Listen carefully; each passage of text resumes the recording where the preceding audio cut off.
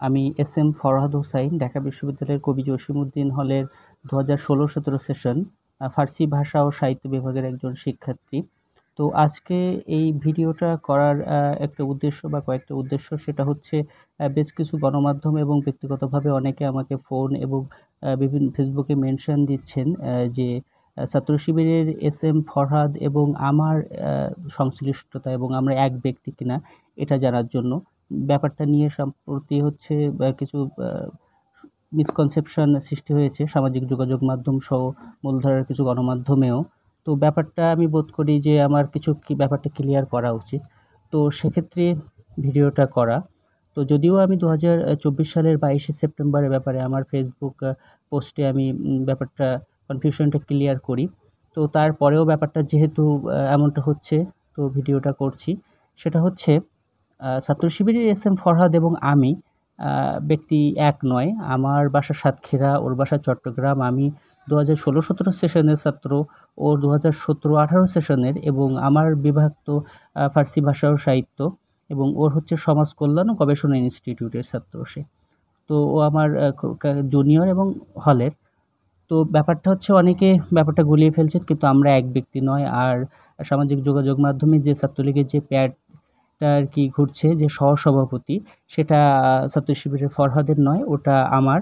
এবং অনেকেই জানতে চেয়েছেন যে আমার ছাত্রলীগ সংশ্লিষ্টতা এবং 2024-এর যে গণঅভ্যুত্থানের আমার ব্যাপারটা আপনারা জানতে চেয়েছেন। সেটা হচ্ছে আমি 2024-এর যে জুলাই মাসে যে আমাদের গণঅভ্যুত্থান হয়েছে, সেখানে 2024-এর যে 14ই জুলাই, সেখানে আমরা ছাত্রলীগের যারা ছিলাম প্যাডে, তারপরেও আমরা বিদ্রোহী হয়ে এবং একযোগে পদত্যাগ করে 14 তারিখ আমরা হচ্ছে আন্দোলন করি। সেখানে আমরা তুমি কে আমি কে রাজাকার রাজাকার বলে ক্যাম্পাস প্রদক্ষিণ করি এবং রাজু ভাস্কর্যে আমাদের এটার তীব্র নিন্দা ও প্রতিবাদ জানাই তৎকালীন প্রধানমন্ত্রীকে।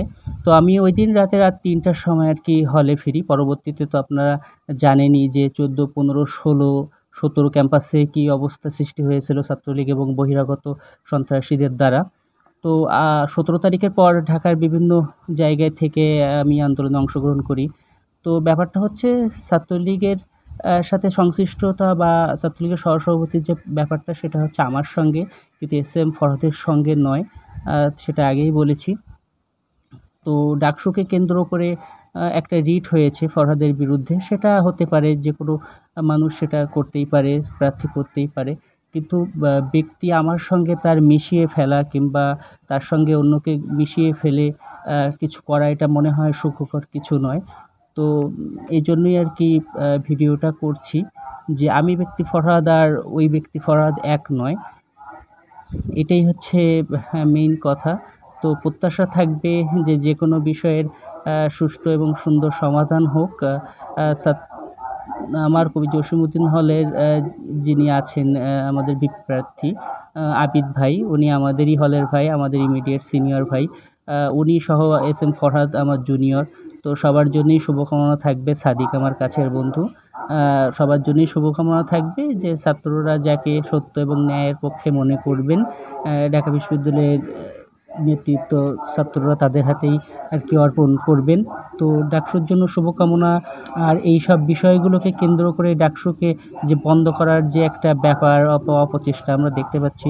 আমি ঢাকা বিশ্ববিদ্যালয়ের একজন ছাত্র এবং বাংলাদেশের একজন সচেতন নাগরিক হিসেবে অবশ্যই প্রত্যাশা করব যে ডাকসু কিংবা ছাত্র সংসদগুলো অবশ্যই কোনোভাবেই বন্ধ করা উচিত হবে না। তো সবার জন্যই শুভকামনা। আর যে মিসকনসেপশনটা সবার মাঝেই ছিল যে আমি ফরহাদ এবং ওই ফরহাদ এক কিনা, তো আমি হচ্ছে এস এম ফরহাদ হোসাইন, সেই এস এম ফরহাদ। তো সবার জন্যই শুভকামনা থাকবে। দোয়া রাখবেন সবাই। আসসালামু আলাইকুম।